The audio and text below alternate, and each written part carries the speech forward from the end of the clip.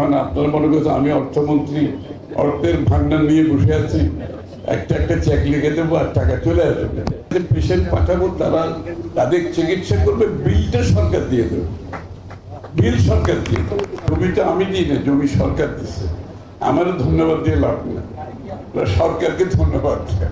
এই জমিটা আমি দিই নাই, সরকার দিচ্ছে, এবং আগামী দিনে কিছু হলে সেটা সরকার থেকে আসবে।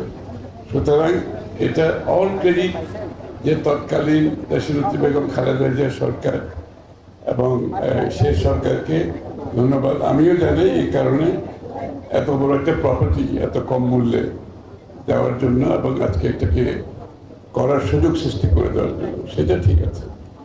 এইবার আমাদের বাজেটে স্বাস্থ্য খাতে বরাদ্দ আমরা অনেক বাড়িয়ে দিচ্ছি, অনেক বাড়িয়ে। কারণ হচ্ছে আমরা যে ইউনিভার্সাল সার্বজনীন হেলথ কেয়ারের কথা বলছি, প্রিভেন্টিভ হেলথ কেয়ারের কথা বলছি, প্রাইমারি হেলথ কেয়ারের কথা বলছি, এটা বাংলাদেশের প্রতিটি নাগরিকের নাগরিক অধিকার, যে অধিকার থেকে তারা বঞ্চিত ছিল। এই অধিকার প্রত্যেকটি সভ্য দেশে একটা সাধারণ মানুষের স্বাস্থ্যসেবার, প্রাথমিক স্বাস্থ্যসেবার অন্তত একটা অধিকার থাকে।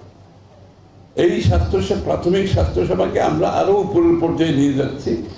যারা হতদরিদ্র, যাদের দারিদ্রতার কারণে চিকিৎসা করতে অসুবিধা হচ্ছে, তাদেরকে আমরা এমনকি উপরের স্তরের যে টারশিয়ারি আরো উপরের যে ট্রিটমেন্টগুলো দরকার, সেইগুলোর জন্য আমরা প্রাইভেট সেক্টরের জন্য একটা অ্যারেঞ্জমেন্টে যাচ্ছি।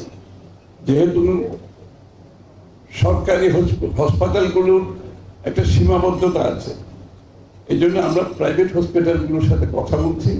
আমরা তাদেরকে তাদের কাছে পেশেন্ট পাঠাবো, তারা তাদের চিকিৎসা করবে, বিলটা সরকার দিয়ে দেবে, বিল সরকার দিয়ে দেবে। সুতরাং যারা হতদরিদ্র, যাদের দারিদ্রতার কারণে চিকিৎসা করতে পারছে না, তাদের জন্য এই স্বাস্থ্যসেবা ইনশাআল্লাহ আমরা খুব, এই জন্যই বাজেট বৃদ্ধি করা হচ্ছে। এবং বাজেট বড় করে তো লাভ নেই। আপনারা যারা আছেন স্বাস্থ্যসেবার সাথে, আপনাদের সহযোগিতা না থাকলে বাজেট দিয়ে কিছু হবে না। আমাদের সকলের সমন্বয়ে সত্যিকার অর্থে স্বাস্থ্যসেবা জনগণ পায় কিনা নিশ্চিত করতে হবে। খালি বড় বড় বিল্ডিং করলে কিন্তু কোনো উপকার হবে না। ওই বিল্ডিং এর মধ্যে যারা অপারেট করে, তারা যদি সঠিকভাবে কাজ না করে, তারা যদি দায়িত্ব পালন না করে, তাদের মধ্যে সততার অভাব হয়, তখন কিন্তু সেই যে বরাদ্দ, সেই বরাদ্দ কোনো কাজে আসে না। আমরা বিগত দিনে দেখেছি, আমি বেশি কিছু বলিনি এইসব ব্যাপারে, যে স্বাস্থ্য খাতে যে বরাদ্দ হয়েছে তার অধিকাংশ দুর্নীতির মাধ্যমে চলে গেছে, জনগণ কোনো স্বাস্থ্যসেবা পায়নি। তাই আমাদের যে বরাদ্দটা হবে, অতিরিক্ত বরাদ্দ এবার হবে ইনশাআল্লাহ, সেটা সকলের সমন্বয়ের মাধ্যমে সঠিক ব্যবহার নিশ্চিত করতে হবে, সেটা সকলকে বিলে করতে হবে। আর নতুন যে ভবন হতে যাচ্ছে, খুবই আনন্দের বিষয়। আমি নিশ্চিত শিক্ষার্থীরা যারা এখানে আসছেন, আপনারা সবাই নিশ্চয় খুব এক্সাইটেড আছেন এই যে নতুন বিল্ডিংয়ে আপনারা লেখাপড়া করার জন্য, এবং এই জন্য যত তাড়াতাড়ি সম্ভব এটা শেষ করা দরকার। বাংলাদেশের প্রজেক্ট শুরু হয়, শেষ হতে দীর্ঘায়িত হয়। প্রজেক্ট যাতে ত্বরান্বিত করা যায় সেদিকে সচেষ্ট থাকতে হবে, কোয়ালিটি ঠিক থাকতে হবে। তবে আমি যতটুকু দেখেছি, আমি ডিটেলস দেখি নাই, আমার দু একটা বিষয় আমার নজরে আসছে, যে 70টা বোধ হয় গাড়ি পার্কিং, না 72টা, আমার মনে হয় এটা যথেষ্ট না। এই যদি আপনি পার্কিং এর যদি সঠিক ব্যবস্থা না করেন, এখানে রাস্তাঘাট সব জাম হয়ে যাবে। এবং বাংলাদেশে এইটাই বড় সমস্যা, আমরা বিশাল বিশাল বিল্ডিং করি, কিন্তু বিল্ডিং এর মধ্যে প্রাথমিক যে বিষয়গুলো আমরা চিন্তা করি, কমপক্ষে 200 থেকে 250 গাড়ি যদি পার্কিং না রাখেন আপনি, তাহলে এই পুরো এলাকাটা কিন্তু একটা যানজটের মধ্যে পড়ে যাবে। So you have to have minimum 200 থেকে 250। তারপর যদি পরিবর্তন করার প্রয়োজন হয়, আপনার মধ্যে এটা রিভিউ করে আর্কিটেকচারকে আমি বলছি 72 ইজ নট এনাফ। এটা আপনার নজরে থাকা উচিত, কারণ এত বড় একটা এই আপনার মেডিকেল কলেজে 72টা গাড়ি পার্ক দিয়ে আপনি চালাতে পারবেন। সুতরাং এটা বাড়াতে হবে, দরকার হলে আরো বেসমেন্টে যদি আরো 2টা করতে হয়, বেসমেন্ট করেন। কারণ গাড়ির পার্ক যদি ঠিক মতো না থাকে, এটার এফেক্ট কিন্তু সমস্ত এলাকায় পড়বে।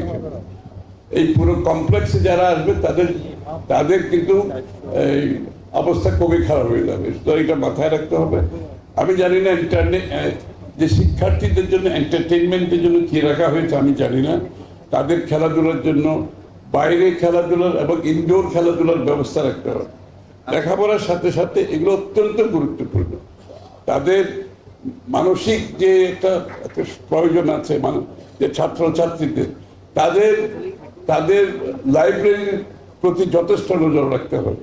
আর আজকাল লাইব্রেরি খালি বই তো না, আজকাল লাইব্রেরি হয়ে গেছে ডিজিটাল লাইব্রেরি। সুতরাং সেই ব্যবস্থা কিন্তু আপনার লাইব্রেরিতে থাকতে হবে, ই লাইব্রেরি এটা থাকতে হবে। আর ক্যান্টিন খাওয়া দাওয়ার ব্যবস্থা একাধিক থাকতে হবে, আদারওয়াইজ ওভারক্রাউডেড হবে। অনেকগুলো ফ্লোর, আপনি একাধিক ক্যান্টিন স্ট্যান্ডার্ড ভালো হাইজেনিক আপনাকে থাকতে হবে, ক্যান্টিন ফ্যাসিলিটিস থাকতে হবে। তাছাড়া ক্লাসরুমগুলো আমি জানি না কিভাবে করেছেন। ক্লাসরুমগুলো আজকাল এডুকেশনের ক্লাসরুমের কিন্তু ফরম্যাট চেঞ্জ হয়ে গেছে। আপনারা সেটা মাথায় রেখেছেন কিনা আমি জানি না। এখন ক্লাসরুমের ফরম্যাট কমপ্লিটলি ডিফারেন্ট। সুতরাং মাল্টিমিডিয়া সহ এই ফ্যাসিলিটিস যাতে ক্লাসরুমগুলোতে থাকে নিশ্চিত করতে হবে। কারণ যারা পাস করে যাবে তারা কিন্তু মাল্টিমিডিয়া ওয়ার্ল্ডে যাচ্ছে, তারা আগের ওই ওয়ার্ল্ডে থাকতেছে না, এরা সব মাল্টিমিডিয়া ওয়ার্ল্ডে যাচ্ছে। ওদের ডাক্তারি পেশার মধ্যে আজকাল সবকিছু ইনক্লুডেড।